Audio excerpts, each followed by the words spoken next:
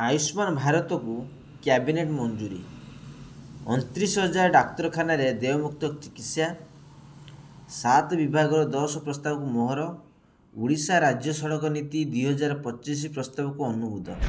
Hello viewers नमस्कार मु पहले स्वागत करुच्ची पीके 7894 यूट्यूब चैनल प्रथम थर पर चैनल को विजिट कर लाइक शेयर सब्सक्राइब करिए पाखर बेल आइकन देवे ऑल नोटिफिकेशन ऑन करिए जहाँफल नुआ नुआ वीडियो पाइपर।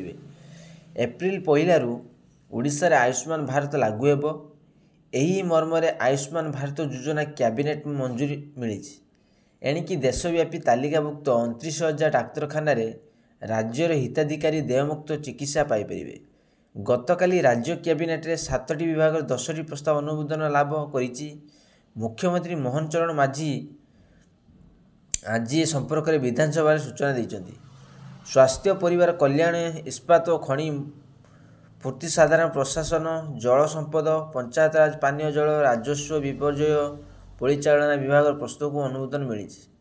कैबिनेट निष्पत्ति अनुसार राज्य में जनसाधारण आयुष्मान भारत प्रधानमंत्री जन आरोग्य योजना PMJY गोपबंधु जन आरोग्य योजना GJY मिलित भाव लागू करने राज्य सरकार जातीय स्वास्थ्य सह बुझामणा पत्र स्वाक्षर करिसेंति।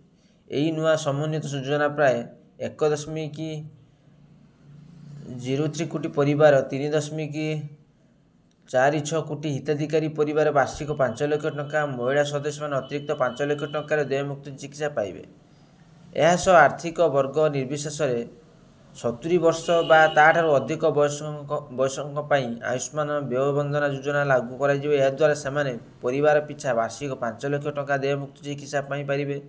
राज्य में अधिक 6 लाख नुआ हिताधिकारी एथिरे सामिल हेबार आशा करा।